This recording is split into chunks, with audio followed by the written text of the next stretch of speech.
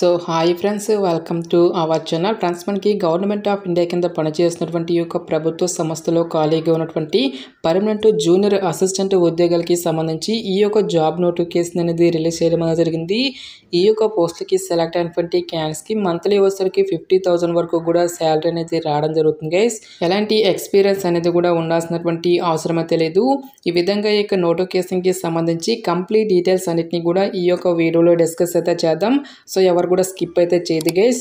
First time మన ఛానల్ని visit చేస్తున్నట్లయితే కనుక సబ్స్క్రైబ్ అయితే చేసుకునే బెల్ ఐకాన్ కూడా యాక్టివేట్ చేసి పెట్టుకోండి.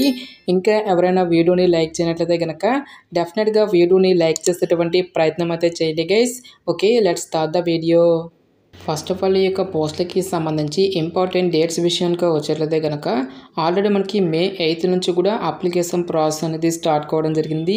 ఇక లాస్ట్ డేట్ విషయానికి వచ్చేట్లయితే కనుక May 20 వరకు కూడా ఈ యొక్క రిక్రూట్మెంట్కి ఆన్లైన్లో అప్లికేషన్స్ అనేవి సబ్మిట్ అయితే చేసుకోవాల్సి అయితే ఉంటుంది. సో ఇక పోస్ట్కి సంబంధించి కంప్యూటర్ బేస్డ్ ఎగ్జామినేషన్కి సంబంధించిన డీటెయిల్స్ అన్నిటిని కూడా ఫర్దర్గా మనకి ఆఫీషియల్ వెబ్సైట్లో అయితే అనౌన్స్ అనేది చేయడం జరుగుతుంది గైస్.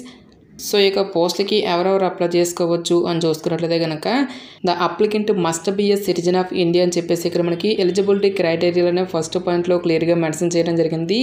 జస్ట్ మీరు ఇండియన్ సిటిజన్ అయితే సరిపోతుంది గైస్. మీరు ఏ స్టేట్కి చెందిన వారైనా సరే ఈ యొక్క జాబ్స్కి అప్లై అనేది చేసుకోవచ్చు. సో మీరు ఆంధ్ర అయినా తెలంగాణ అయినా ఈ విధంగా మీరు ఏ స్టేట్కి చెందిన వారైనా సరే అప్లై అనేది చేసుకోవచ్చు. సో ఈ యొక్క పోస్ట్కి అప్లై చేసుకోవడానికి మీకు ఉండాల్సినటువంటి ఏజ్ లిమిట్ విషయానికి వచ్చేటదే కనుక May 1, 2025 నాటికి మీకు మినిమం ఏజ్ అనేది 20 ఇయర్స్ అయితే కంప్లీట్ అయి ఉండాలి. జనరల్ అభ్యర్థులు వచ్చేసరికి 25 ఇయర్స్ వరకు కూడా అప్లై అనేది చేసుకోవచ్చు. నెక్స్ట్ మనకి క్యాస్ట్ వరకు కూడా ఏజ్ రిలాక్సేషన్స్ అనేవి ఉంటాయి కాబట్టి ఓబీసీ క్యాండిడేట్స్ వచ్చేసరికి 28 ఇయర్స్ వరకు, ఎస్సీ ఎస్టీ క్యాండిడేట్స్ వచ్చేసరికి 30 ఇయర్స్ వరకు కూడా అప్లై చేసుకోవడానికి ఛాన్స్ అనేది కల్పిస్తూ ఉన్నారు. నెక్స్ట్ ఇక్కడ మనకి డేట్ ఆఫ్ బర్త్ అనేది కూడా మనకి ఇక్కడ ఇవ్వడం అనేది జరిగింది. ఎవరైతే May 2, 2000 నుంచి May 1, 2005 లోపు జన్మించినటువంటి క్యాండిడేట్స్ ఉంటారో వాళ్ళు మాత్రమే ఈ యొక్క జాబ్స్కి అప్లై చేసుకోవాల్సి అయితే ఉంటుంది. సో ఇక పోస్ట్కి సంబంధించి అప్లికేషన్ ప్రాసెస్ విషయానికి వచ్చేట్లయితే కనుక ఓన్లీ ఆన్లైన్లోనే అప్లై చేసుకోవాల్సి అయితే ఉంటుంది. సో ఇక అప్లై లింక్స్ అన్నిటినీ కూడా వీడియో డిస్క్రిప్షన్లోను కామెంట్ సెక్షన్ అయితే ప్రొవైడ్ అయితే చేస్తాను గైస్. నెక్స్ట్ ఈ యొక్క వేకెన్సీస్కి సంబంధించి అప్లికేషన్ ఫీజు విషయానికి వచ్చేట్లయితే కనుక ఎస్సీ ఎస్టీ పీడబ్ల్యూడీ క్యాండిడేట్స్ ఎవరైతే ఉంటారో ఈ యొక్క క్యాండిడేట్స్ వచ్చేసరికి ఓన్లీ 250 రూపీస్ అనేది పే చేస్తే సరిపోతుంది. సో రిమైనింగ్ కేటగిరీకి చెందినటువంటి క్యాండిడేట్స్ అందరూ కూడా 1050 రూపీస్ అప్లికేషన్ ఫీజు అనేటువంటి దాన్ని ఆన్లైన్లో పే చేయాల్సి అయితే ఉంటుంది. నెక్స్ట్ ఈ యొక్క వేకెన్సీస్కి అప్లై చేసుకోవడానికి మీకు ఉండాల్సినటువంటి ఎసెన్షియల్ ఎడ్యుకేషనల్ క్వాలిఫికేషన్ విద్య అర్హత విషయానికి వచ్చేట్లయితే కనుక సో మినిమం 60% మార్కులతో సో మీరు ఏదైనా ఒక విభాగంలో జస్ట్ మీరు బ్యాచిలర్స్ డిగ్రీ అనేది కంప్లీట్ చేస్తే సరిపోతుంది గైస్. ఈ యొక్క జాబ్స్కి మనము అప్లై అనేది చేసుకోవచ్చు. ఎస్సీ ఎస్టీ పీడబ్ల్యూడీ క్యాండిడేట్స్ వచ్చేసరికి ఓన్లీ 55% ఆఫ్ మార్క్స్తో సో ఇక పర్టికులర్ డిగ్రీస్ని మీరు కంప్లీట్ చేసినా సరే ఈ యొక్క వేకెన్సీస్కి అప్లై అనేది చేసుకోవచ్చు.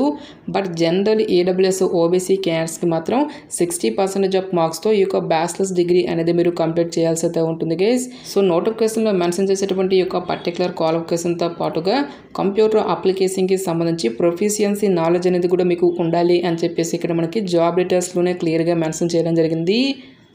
సో పోస్టుల వరకు వేకెన్సీస్కి సంబంధించిన డీటెయిల్స్ కనుక చూసుకున్నట్లయితే కనుక ఈ యొక్క నోటిఫికేషన్ ద్వారా మనకి జూనియర్ అసిస్టెంట్ మేనేజర్ అనేటువంటి ఈ యొక్క ఉద్యోగాలను అయితే రిక్రూట్మెంట్ అనేది చేయడం జరుగుతుంది. సో టోటల్గా మనకి 676 వేకెన్సీస్కి సంబంధించి ఈ యొక్క జాబ్ నోటిఫికేషన్ అనేది రిలీజ్ చేయడం జరిగింది. సో ఇక్కడ మనకి ఏ క్యాస్ట్ వరకు ఎన్ని వేకెన్సీ అనేవి కేటాయించాలనేటువంటి డీటెయిల్స్ను కూడా మనకి ఇక్కడ నోటిఫికేషన్లో క్లియర్గా ఇవ్వడం జరిగింది. సో జనరల్ అభ్యర్థులకు వచ్చేసరికి టోటల్గా మనకి 271 వేకెన్సీస్తో పాటుగా ఎస్సీ వారికి 140, ఎస్టీ వారికి 74, ఓబీసీ వారికి 124 వేకెన్సీస్తో పాటు ఏడబ్ల్యూఎస్ క్యాండిడేట్స్కి 67 వేకెన్సీస్ ఇంక్లూడింగ్ మనకి పీడబ్ల్యూడీ క్యాండిడేట్స్కి కూడా సపరేట్గా వేకెన్సీ అనేవి కేటాయించడం జరిగింది. ఈ విధంగా మనకి ప్రతి ఒక్క కేటగిరీ వారికి కూడా సపరేట్గా వేకెన్సీ అనేవి కేటాయించడం జరిగింది గైస్. నెక్స్ట్ మనకి ఓపెన్ కేటగిరీలో కూడా మనకి వేకెన్సీ అనేవి కేటాయించారు కాబట్టి ఈ యొక్క విభాగంలో ఉన్నటువంటి పోస్టులకి మీరు ఏ క్యాస్ట్కి చెందిన వారైనా సరే అప్లై అనేది చేసుకోవచ్చు. సో ఇక పోస్ట్‌లకి సెలెక్ట్ అయినటువంటి క్యాండిడేట్స్‌కి మనకి పే స్కేల్ అనేది ఏ విధంగా ఉంటుంది అని చూస్తున్నట్లయితే గనక సో మనకి బేసిక్ పేనే మనకి 40,000కి పైగానే మనకి సాలరీ అనేది రావడం జరుగుతుంది గైస్. ఇది మనకి జస్ట్ బేసిక్ పే మాత్రమే. సో ఇక బేసిక్ పేతో పాటు చాలా రకాల కేంద్ర ప్రభుత్వానికి సంబంధించి అలవెన్సెస్ అనేవి కూడా మనకి పే చేయడం జరుగుతుంది గైస్. లైక్ మనకి DNS allowances, house rent allowances, medical benefits, loan benefits అని చెప్పేసి ఈ విధంగా మనకి చాలా రకాల సెంట్రల్ గవర్నమెంట్‌కి సంబంధించి అలవెన్సెస్ అన్నీ కలుపుకుంటే ఇక్కడ మనకి సిటీసీ అనేది కూడా మనకి ఇక్కడ ఇవ్వడం జరిగింది. 6.14 lakhs to 6.50 lakhs per annum salary package అనేది వీలైతే ఆఫర్ అనేది చేయడం జరుగుతుంది గైస్. సో మంత్లీ క్యాల్కులేట్ చేసుకున్నట్లయితే కనుక దాదాపుగా మనకి 50,000కి పైగానే మనకి శాలరీ అనేది రావడం జరుగుతుంది. నెక్స్ట్ ఈ యొక్క పోస్ట్లకి సంబంధించి సెలక్షన్ ప్రాసెస్ అనేది ఏ విధంగా ఉంటుంది అని చూసుకున్నట్లయితే కనుక కేవలం మనకి ఒకే ఒక రిటన్ ఎగ్జామినేషన్ ద్వారా ఈ యొక్క వేకెన్సీస్కి ఎంపిక అనేది చేయడం జరుగుతుంది. ఎటువంటి ప్రిలిమ్స్ కానీ ఎటువంటి మెయిన్స్ అంటూ కూడా మనకి ఏమీ కూడా కండక్ట్ అయితే చేయరు గైస్. కేవలం మనకి ఒకే ఒక ఆన్లైన్ టెస్ట్తో పాటుగా పర్సనల్ ఇంటర్వ్యూ అనేది కూడా నిర్వహించేసి నెక్స్ట్ మనకి మెడికల్ టెస్ట్ అనేది కూడా కండక్ట్ చేసేసి ఈ యొక్క వేకెన్సీస్కి ఎంపిక అనేది చేయడం జరుగుతుంది. ఫస్ట్ ఆఫ్ ఆల్ ఇక్కడ మనకి ఆన్లైన్ రిటన్ ఎగ్జామినేషన్కి సంబంధించి టాపిక్స్ కనుక చూసుకున్నట్లయితే కనుక logical reasoning, data analysis and interpretation అటువంటి ఈ యొక్క టాపిక్ నుంచి టోటల్గా మనకి 60 నెంబర్ ఆఫ్ క్వశ్చన్స్ అనేవి ఆడడం జరుగుతుంది. 60 మార్క్స్. నెక్స్ట్ మనకి general English, quantitative aptitude, general economy, banking awareness, computer, IT అనేటువంటి ఈ యొక్క పర్టికులర్ టాపిక్స్ నుంచి 60 నెంబర్ ఆఫ్ క్వశ్చన్స్ అనేవి మనకి ఆడడం జరుగుతుంది. ఓన్లీ ఇంగ్లీష్ అండ్ హిందీ లాంగ్వేజ్లలో మాత్రమే మనకి ఈ యొక్క క్వశ్చన్స్ అనేవి రావడం జరుగుతుంది గైస్. ఈచ్ వన్ కరెక్ట్ ఆన్సర్కి ఇక్కడ మనకి 1 మార్క్ అనేది కేటాయిస్తారు. ప్రతి రాంగ్ ఆన్సర్కి కూడా మనకి 1/4 నెగిటివ్ మార్కింగ్ అనేది కూడా ఉంటుంది గైస్. సో 4 మిస్టేక్స్కి 1 మార్క్ అనేది డిడక్ట్ చేయడం జరుగుతుందని చెప్పేసి ఇక్కడ మనకి జాబ్ డీటెయిల్స్లోనే క్లియర్గా మెన్షన్ చేయడం జరిగింది. సో టోటల్గా మనకి 120 మినిట్స్ పాటు కూడా మనకి ఈ యొక్క ఎగ్జామినేషన్ అనేది కండక్ట్ చేయడం అనేది జరుగుతుంది గైస్.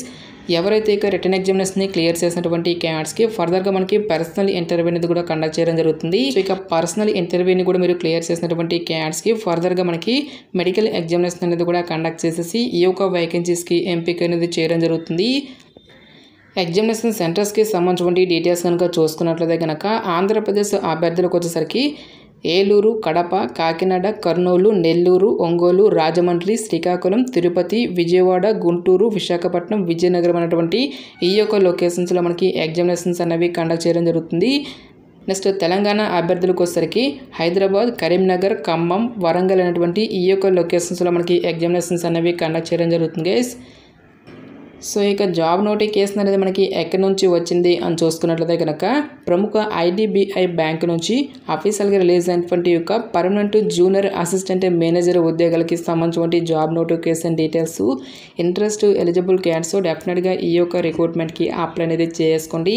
సో ఇక పోస్ట్కి సెలెక్ట్ అయినటువంటి క్యాండిడేట్స్కి ఇనీషియల్గా జాబ్ పోస్టింగ్ అనేది మనకి అదర్ స్టేట్స్లో వచ్చినప్పటికీ కూడా సో ప్రొబేషన్ పీరియడ్ అనేది కంప్లీట్ అయిన తర్వాత ఫర్దర్గా మన యొక్క సొంత రాష్ట్రాలకి ట్రాన్స్ఫర్ అనేది కూడా చేసుకోవచ్చు కాబట్టి సో డెఫినెట్గా ఈ యొక్క రిక్రూట్మెంట్కి అప్లై అనేది చేసుకోండి.